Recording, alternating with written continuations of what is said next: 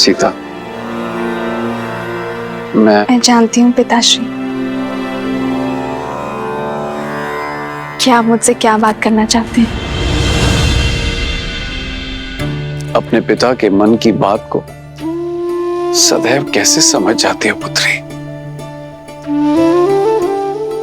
जिस पिता ने इतनी कठिनाइयां सहकर अपनी पुत्री को सारे आनंद दिए, वो अपने पिता के मन की दुविधा को कैसे नहीं समझेगी पिताश्री। पुत्री की आयु होने पर हर पिता के मुख पर चिंता रहती है और साथ ही आपके मुख पर यह भी उलझन है कि क्या आपकी पुत्री इस विवाह के लिए सज है या नहीं। तो इस उलझन का हल क्या है पुत्री? जब उलझन ही नहीं है तो हल कैसा पिताश्री? मैं आपसे ये नहीं पूछूंगी कि एक कन्या को अपना घर छोड़कर पराये घर में क्यों जाना होता है, क्योंकि मैं जानती हूं कि एक स्त्री में ही इतनी शक्ति होती है कि वो अपना संसार छोड़कर एक नया संसार बना सके, अपने संस्कार, अपने आदर्श आने वाली पीढ़ी को दे सके जो उसने अपने पिता से पाए हैं। पिताश्री, संसार समझता है कि स्त्री का कोई एक घर नहीं होता, जहां जन्मी वो मायका और जहां जाती है वो ससुराल। परंतु पिताश्री, मेरा मानना है कि कन्या सौभाग्यशाली होती है क्योंकि उसके एक नहीं दो घर होते हैं। जहां जन्म लेती है उनसे नाता जुड़ा रहता है और जहां जाती है उन्हें भी अपना बना लेती है। मैं तुम्हें विश्वास दिलाता हूं पुत्री, मैं तुम्हारे लिए सुयोग्य वर ढूंढूंगा, तुम्हारा स्वयंवर रखूंगा। मैं भारत के सबसे पराक्रमी, सबसे समृद्ध राजकुमारों को निमंत्रण भेजूंगा। किंतु पिताश्री, इस स्वयंवर में मैं अपना वर किस आधार पर चुनूंगी? किसके पास कितनी धन संपत्ति है ये देखकर, या किसकी सेनापति शक्तिशाली है इस चुनौती पर? पिताश्री, विवाह सेना संपत्ति से या राज्य से नहीं होता है ना? क्या इस स्वयंवर में मैं उस वर को चुन पाऊंगी जिसके साथ मैं जीवन के हर क्षण में प्रसन्न रहूंगी? तुमने तो एक उलझन से निकालकर दूसरी उलझन में डाल दिया पुत्री।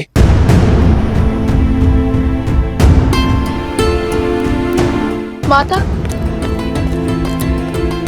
कुछ अति महत्वपूर्ण होने वाला है। पिताश्री ने शीघ्र बुलाया है।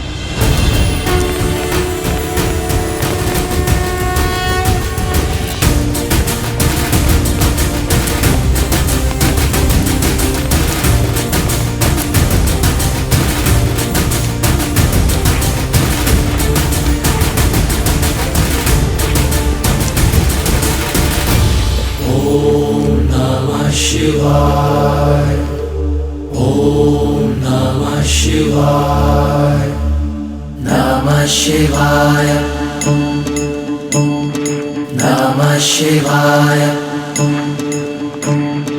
नागेन्द्रहाराय त्रिलोचनाय भस्मांगरागाय महेश्वराय नमः शिवाय, नमः शिवाय। हे महादेव,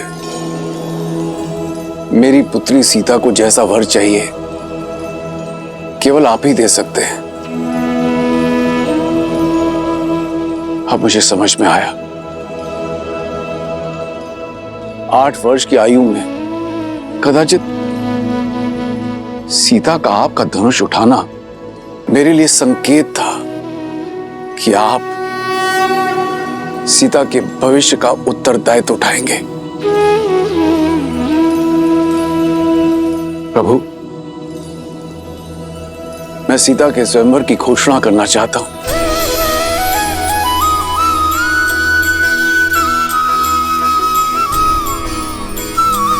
वर का चयन आपकी शक्ति और आपके न्याय का प्रतीक आपका महाधनुष पिनाक होगा।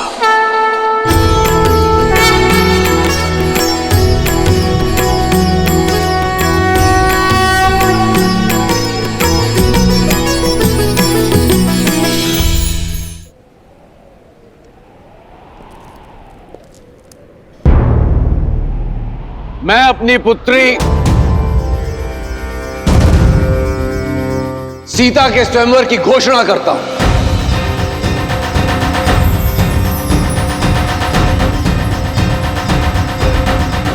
जो व्यक्ति महादेव का धनुष उठाकर उस पर प्रत्यंचा साधेगा, वही व्यक्ति मेरी पुत्री सीता का वर होगा।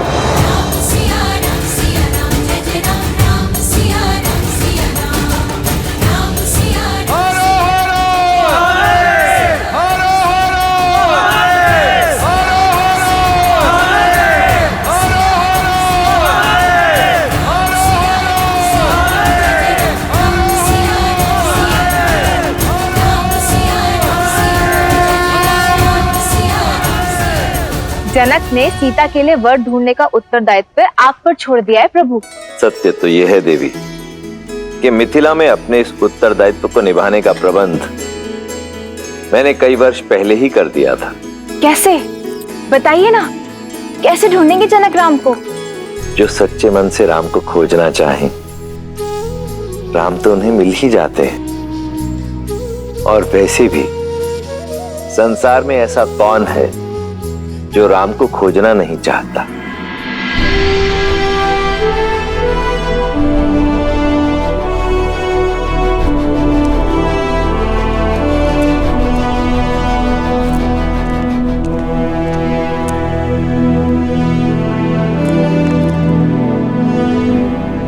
प्रणाम पिताश्री। आयुष्मान भव। मैं कल भोर होने पर कह जा रहा हूं पिताश्री। आपकी अनुमति लेने आया हूं।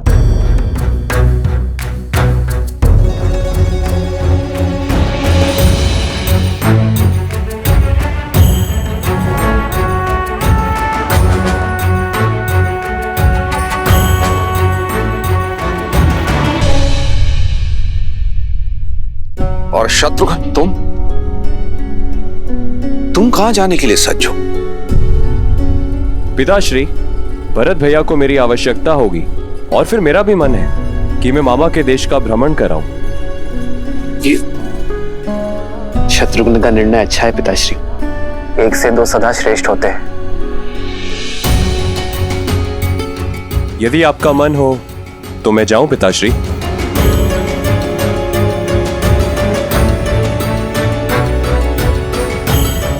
चिंता ना करें पिताश्री, मैं हूं ना आपके पास।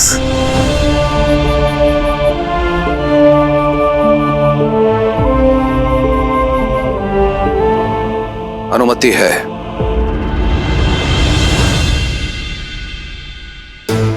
तुमने 2 अंधों के जीवन का सहारा छीना है। तुम भी अपनी आंखों के तारे से दूर हो जाओगे।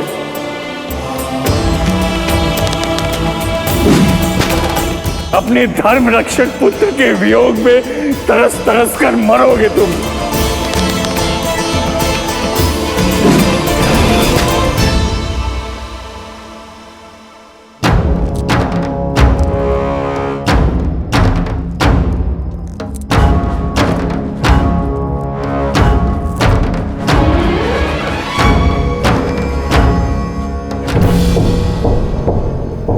प्रणिपात ऋषिवर। आपके महाराज दशरथ कहाँ हैं? मुझे उनसे भेंट करनी है, शीघ्र, अतिशीघ्र। परंतु ऋषिवर, आपका परिचय? आर्य, आप इतनी रात्रि में क्या कर रहे हैं आर्य? अभ्यास। प्रयास कर रहा हूं कि अपने आप को युद्ध के लिए सज्ज रखूं। जानती हूँ आपका तेज और शौर्य ढल नहीं सकता आर्य, परंतु आयु ढलती है। अब राम का समय है। युद्ध अयोध्या को पुकारेगा तो उत्तर देने की बारी राम की है। वही तो कारण है, मैं राम से दूर नहीं रह सकता। भय कि कहीं भरत और शत्रुघ्न की भांति राम पुनः उससे दूर ना हो जाए। महाराज की जय हो। महाराज, इस समय कष्ट देने के लिए क्षमा चाहता हूं, पर ऋषि विश्वामित्र पधारे हैं।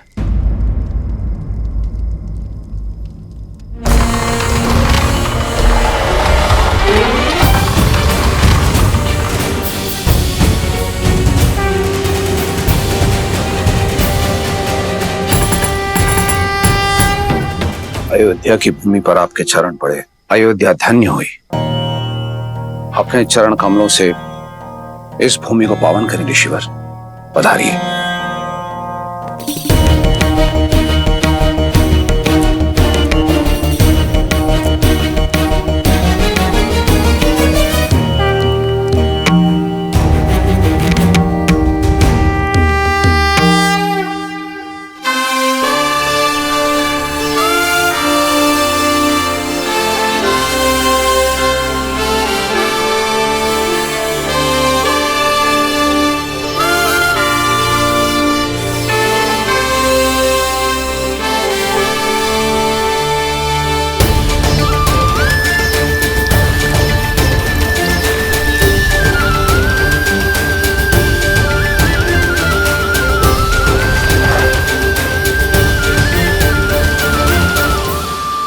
ऋषिवर, मेरा पुत्र अभी अभी शिक्षा प्राप्त करके लौटा है, इसे आशीर्वाद दें। राजन, किसी भी व्यक्ति को आशीर्वाद देने से पूर्व उस व्यक्ति की पात्रता की जांच की जाती है, और फिर मैं यहां देने नहीं, लेने आया हूं। आज्ञा ऋषिवर। मारीच और सुबाहु दो राक्षस हैं जो निरंतर मेरे यज्ञ में बाधा डालते रहते हैं। मृत पशुओं का रक्त और उनका मांस डालकर उसे अपवित्र करते रहते हैं। ऐसा नहीं है राजन कि मैं उनका संहार नहीं कर सकता, परंतु ब्रह्मर्षि होने के बाद मैंने शस्त्र त्याग दिए हैं, इसलिए। सुमंत, हम इसी क्षण ब्रह्मर्षि के आश्रम की ओर प्रस्थान करेंगे। उन दोनों दंड राक्षसों का मैं स्वयं संहार करूंगा। ऋषिवर, ये मेरा वचन है, आपकी मांग अवश्य पूर्ण होगी। इस तुच्छ कार्य के लिए स्वयं अयोध्यापति वहां जाएं, ये तो उचित नहीं लग रहा है। मुझे न तो आपकी आवश्यकता है और ना ही आपकी सेना की।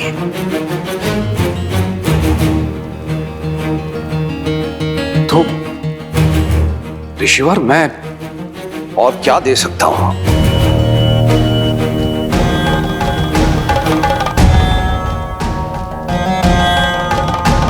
राम राम राम।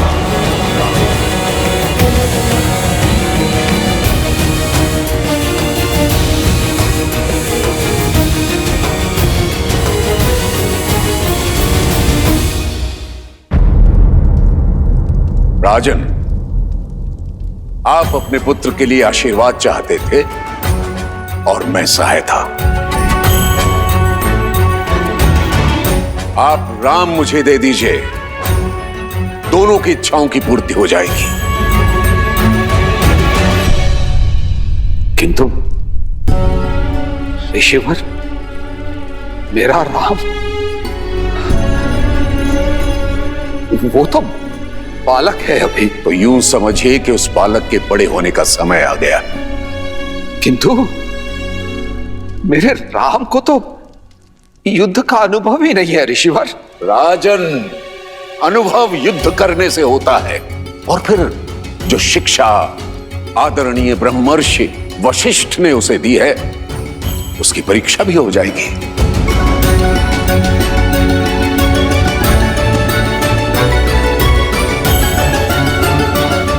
तो ऋषिवर, मैं राम को अपनी सेना में सम्मिलित कर लेता हूं, ये तो ठीक रहेगा ना? राजन, क्या मैंने अपनी बात स्पष्ट नहीं की? मुझे आप नहीं, राम चाहिए।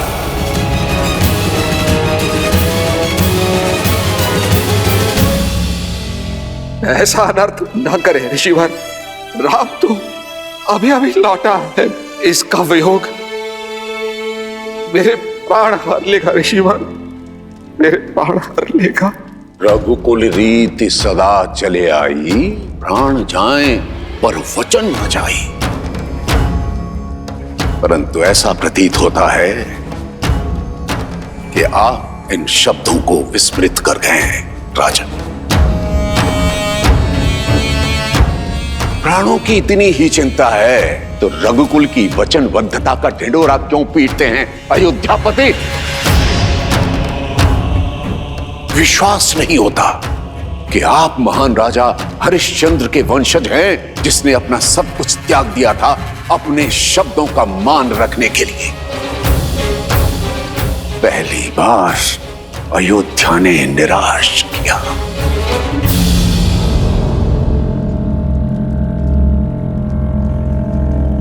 महाराज दशरथ, आप तो अपनी रानियों और राजकुमारों के साथ सुखमय जीवन व्यतीत कीजिए, मेरा क्या है। मैं तो सहायता के लिए किसी दूसरे द्वार को खटखटा लूंगा, परंतु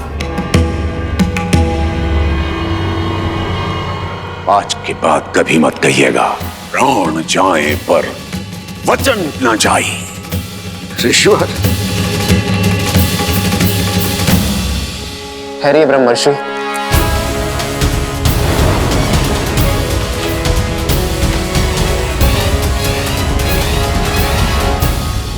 आप धर्मपरायणता के अवतार हैं,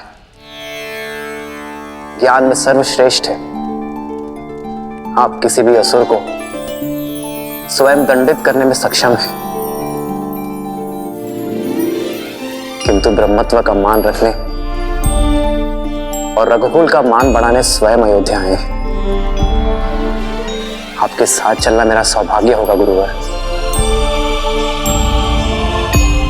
केवल एक अनुरोध है, कल प्रातः तक प्रतीक्षा कीजिए, अयोध्या का स्वागत स्वीकारिए। ठीक है, कल प्रातः काल तक का समय है तुम्हारे पास। जैसे ही कल का सूर्योदय होगा, अयोध्या के मान का उदय होगा अथवा उसके तेज का अस्त होगा।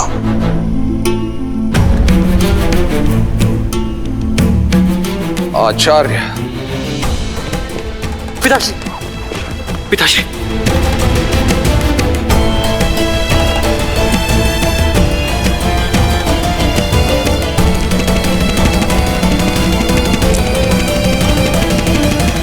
प्रणाम गुरुदेव।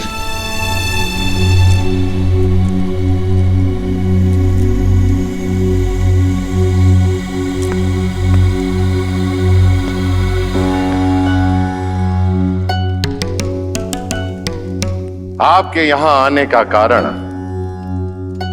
केवल यज्ञ की रक्षा करना नहीं था, इतना तो मैं समझ गया हूं ब्रह्मर्षि विश्वामित्र। आप राम को परखने आए हैं। ब्रह्मर्षि, क्या आपको इतना भी अनुभव नहीं कि राम स्वयं नारायण है? अनुभव किया है ब्रह्मर्षि, परंतु सामने रखी धातु स्वर्ण होते हुए भी उसकी परख की जाती है। और आप तो भली भांति जानते हैं, नारायण समय समय पर अनेक अवतार लेते रहे। परशुराम स्वयं उनके एक अवतार हैं। हर अवतार का एक उद्देश्य होता है, जैसे इस अवतार का उद्देश्य मर्यादा की स्थापना है। परंतु रावण के अंत के लिए राम की पात्रता को जांचना मेरा कर्म है, और यदि वे नारायण के पूर्णावतार हैं तो उन्हें उनकी यात्रा के लिए मार्ग प्रशस्त करना मेरा धर्म है। आप क्रोधित हो गए ब्रह्मर्षि, मैं आपसे क्रोधित नहीं हूं, मैं उस विघ्न से क्रोधित हूं जो राजा दशरथ ने खड़ा किया था।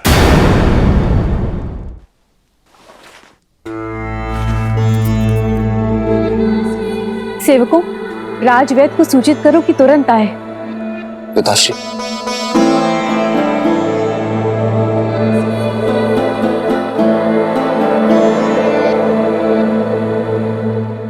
आपका स्वास्थ्य सदा ठीक रहता है पिताश्री। ये अचानक क्या हुआ आपको? थक गया हूं, विश्राम की आवश्यकता है।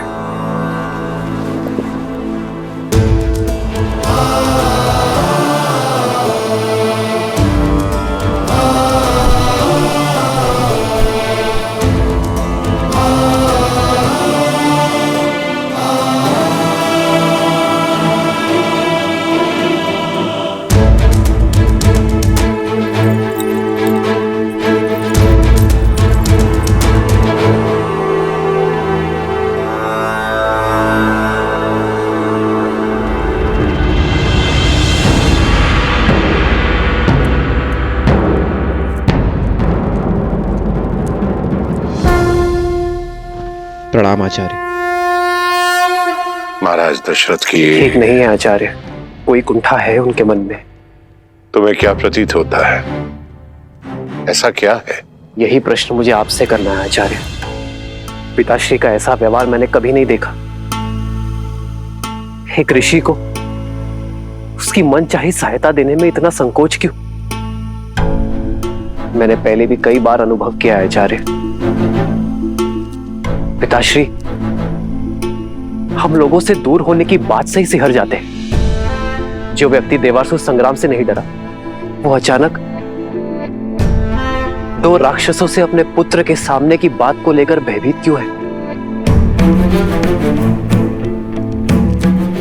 आपने तो उन्हें बालपन से पाला है, उन्हें शिक्षित किया है। मेरी माताओं से अधिक आपने उन्हें निकट से देखा है। एक पुत्र होने के नाते मेरा यह कर्तव्य है आचार्य कि मैं अपने पिताश्री के मन के भय को दूर कर सकूं। बोलिए आचार्य, उनके भय का कारण क्या है? भय के बिना प्रेम निभता नहीं है, पर प्रेम ही सबसे बड़े भय का कारण है। उनका भय तुम हो राम। तुमसे बिछड़ने का भय है जो तुम्हारे पिता को दुर्बल बना देता है। उन्हें मोह है राम अपनी संतान से,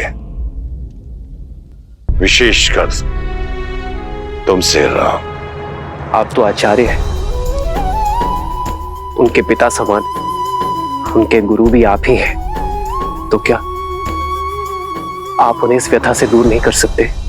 कई बार रोग का कारण ही उसकी औषधि होता है राम। दशरथ का रोग भी तुम हो और निदान भी भय की काट विश्वास होता है राम।